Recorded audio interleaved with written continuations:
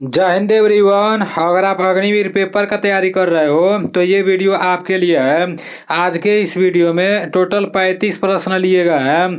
15 प्रश्न सामान्य ज्ञान के रहने वाले हैं और 15 प्रश्न सामान्य विज्ञान के रहने वाले हैं और 5 प्रश्न रीजनिंग के रहने वाले हैं।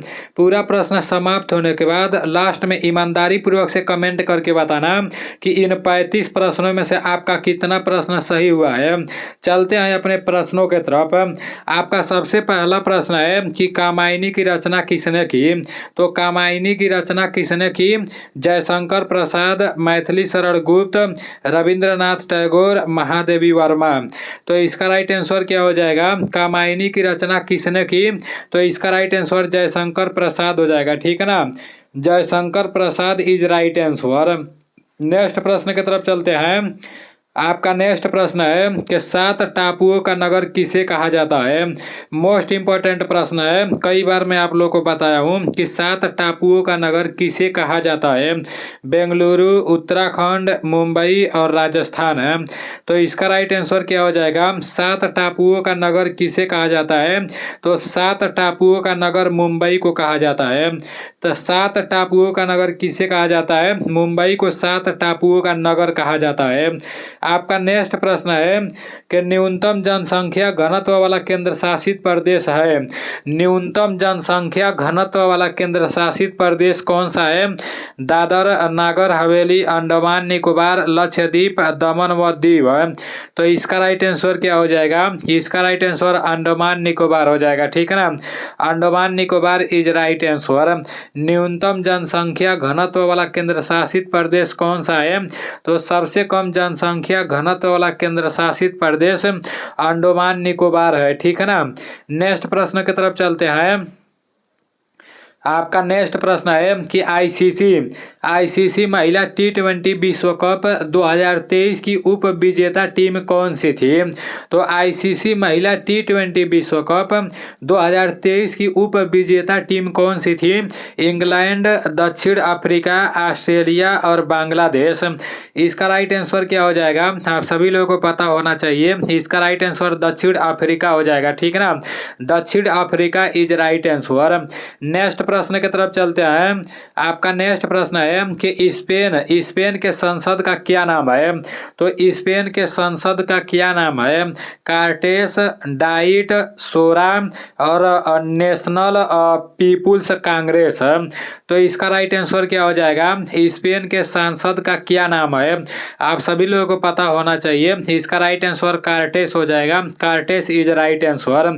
आपका नेक्स्ट प्रश्न है सिमली पाल राष्ट्रीय उद्यान किस राज्य में स्थित है। सिमली पाल राष्ट्रीय उद्यान किस राज्य में स्थित है? आप सभी लोगों को पता होना चाहिए। उड़ीसा, कर्नाटक, केरल और राजस्थान है। इसका राइट आंसर क्या हो जाएगा? सिमली पाल राष्ट्रीय उद्यान किस राज्य में स्थित है? इसका राइट आंसर उड़ीसा हो जाएगा। Orissa is right answer. Similipal राष्ट्रीय उद्यान किस राज्य में स्थित है? तो सिमलीपाल राष्ट्रीय उद्यान किस राज्य में स्थित है? ओडिशा में। ठीक है ना, Odisha is right answer. Next प्रश्न है कि आदित्य L1 मिशन को किस रॉकेट से लॉन्च किया गया। तो आदित्य L1 मिशन को किस रॉकेट से लॉन्च किया गया? PSLV C11, PSLV XL C57 और LV-M3 M4 GSLV M1 है। इसका right answer PSLV XL 5 C57 हो जाएगा। ठीक है ना, नेक्स्ट प्रश्न की तरफ चलते हैं। आपका नेक्स्ट प्रश्न है कि आसियान का मुख्यालय कहाँ पर स्थित है? काठमांडू, जाकर्ता, मनीला और न्यूयॉर्क।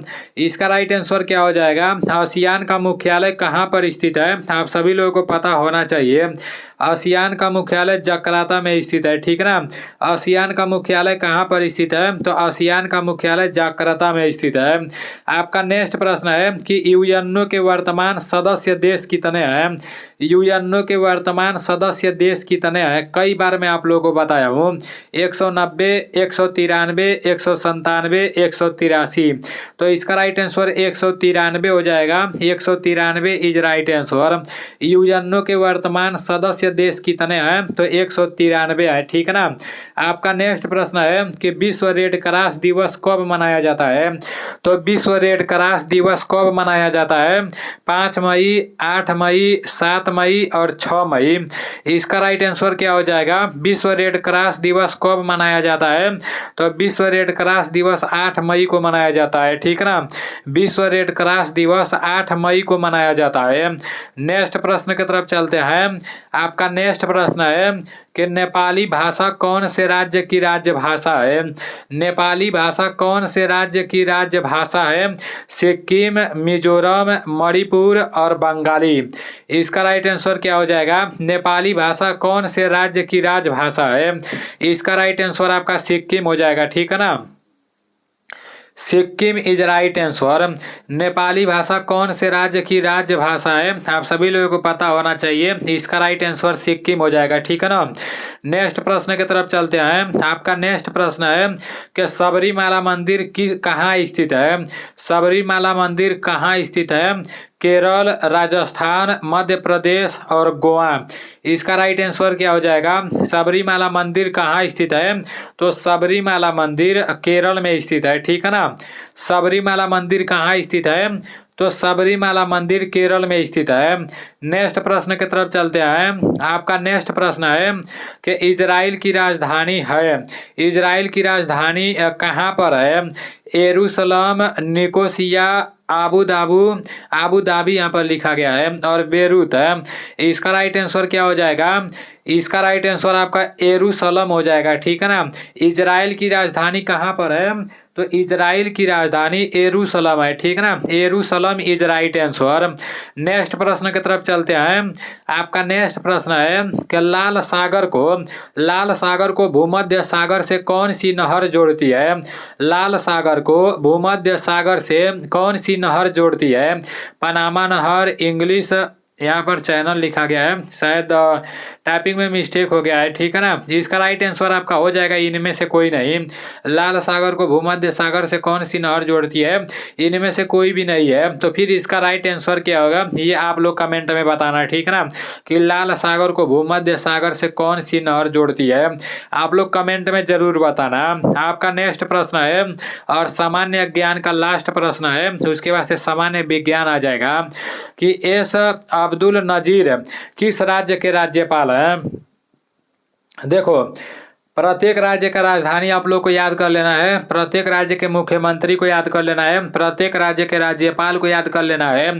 तो उससे एक प्रश्न पूछा जाएगा, ठीक है ना, 100% पूछा जाएगा, तो आप लोग को याद कर ही लेना है। एस अब्दुल नजीर किस राज्य के राज्यपाल हैं? आंध्र प्रदेश, तेलंगाना, त्रिपुरा और मेघालय। इसका राइट आंसर क्या हो जाएगा? एस अब्दुल नजीर किस राज्य के राज्यपाल हैं? तो आंध्र प्रदेश इसका राइट आंसर हो जाएगा, ठीक है ना। आंध्र प्रदेश के राज्यपाल एस अब्दुल नजीर हैं, ठीक है ना।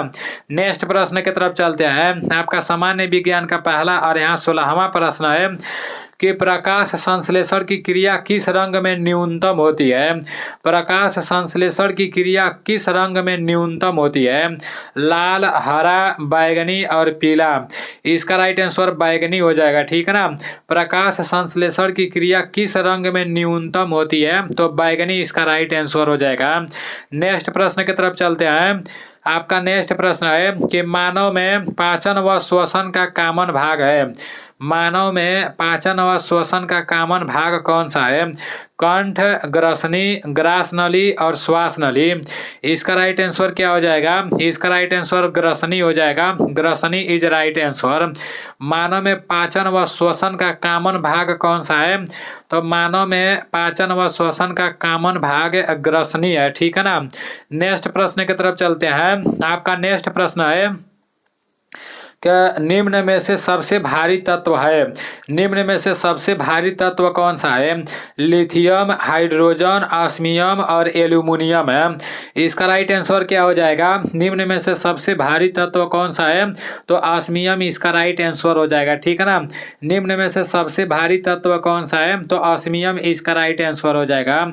आपका नेक्स्ट प्रश्न है कि मनुष्य के शरीर के भार का रक्त है, मतलब मनुष्य के शरीर के मतलब भार का, जैसे मनुष्य का शरीर का जितना वजन होता है तो उस वजन के मतलब कितना प्रतिशत रक्त होता है, ठीक है ना। ये आप लोगों को पता होना चाहिए। 5%, 6%, 7% और 10%। इसका राइट आंसर 7% हो जाएगा। 7% इज राइट आंसर। नेक्स्ट प्रश्न की तरफ चलते हैं। आपका नेक्स्ट प्रश्न है कि मानव मस्तिष्क का कौन सा भाग सूचना चेतना भंडारण करता है? तो मानव मस्तिष्क का कौन सा भाग सूचना चेतना भंडारण करता है? सेरिब्रम, थैलेमस, हाइपोथैलेमस, उपरोक्त सभी। तो इसका राइट आंसर क्या हो जाएगा? इसका राइट आंसर सेरिब्रम हो जाएगा। Cerebrum is right answer. Next प्रश्न की तरफ चलते हैं। आपका नेक्स्ट प्रश्न है कि प्रतिवर्ती क्रियाओं के केंद्र कहाँ पाए जाते हैं? कई बार मैं आप लोगों को बता चुका हूँ। मेरुरज्जु, मस्तिष्क, परानुकंपी, अनुकंपी। तो इसका राइट आंसर मेरुरज्जु हो जाएगा। प्रतिवर्ती क्रियाओं के केंद्र कहाँ पाए जाते हैं? तो प्रतिवर्ती क्रियाओं के केंद्र कहाँ पाए जाते हैं? मेरुरज्जु इसका राइट आंसर हो जाएगा, ठीक है ना। आपका नेक्स्ट प्रश्न है कि मेंडल यहाँ पर रहेगा। मेंडल ने आनुवांशिकी के प्रयोग किस पर किए थे? मक्का पर, मटर पर, गेहूं पर और चावल पर। तो इसका राइट आंसर मटर हो जाएगा। मेंडल ने आनुवांशिकी के प्रयोग किस पर किए थे? तो मेंडल ने आनुवांशिकी का प्रयोग किस पर किए थे? मटर पर, ठीक है ना। मेंडल ने आनुवांशिकी के प्रयोग किस पर किए थे? तो इसका राइट आंसर आपका मटर हो जाएगा। नेक्स्ट प्रश्न है कि लेड पेंसिल में किसका उपयोग किया जाता है? तो लेड पेंसिल में किसका उपयोग किया जाता है? लेड, ग्रेफाइट, कार्बन और सल्फर। इसका राइट आंसर क्या हो जाएगा? इसका राइट आंसर ग्रेफाइट हो जाएगा, ठीक है ना। Graphite is right answer.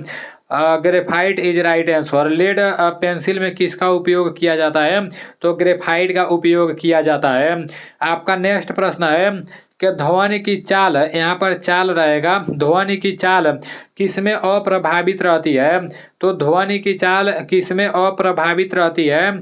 ताप, दाब, आर्द्रता और गैस का घनत्व। इसका राइट आंसर क्या हो जाएगा? ध्वनि की चाल किसमें अप्रभावित रहती है? तो इसका राइट आंसर दाब हो जाएगा, ठीक है ना। दाब इज राइट आंसर। ध्वनि की चाल किसमें अप्रभावित रहती है? तो दाब उसका राइट आंसर हो जाएगा। आपका नेक्स्ट प्रश्न है कि गति के नियमों का प्रतिपादन किसने किया? तो गति के नियमों का प्रतिपादन किसने किया? आप सभी लोगों को पता होना चाहिए। न्यूटन, अरस्तु, फैराडे और आइंस्टीन। इसका राइट आंसर क्या हो जाएगा? गति के नियमों का प्रतिपादन किसने किया? तो इसका राइट आंसर न्यूटन हो जाएगा। Newton is right answer. आपका नेक्स्ट प्रश्न है कि ऊष्मा का एसआई मात्रक है। तो ऊष्मा का एसआई मात्रक क्या है? न्यूटन, कैलोरी, जूल और वाट है। इसका राइट आंसर क्या हो जाएगा? ऊष्मा का एसआई मात्रक क्या है? आप सभी लोगों को पता होना चाहिए। इसका राइट आंसर जूल हो जाएगा। Joule is right answer.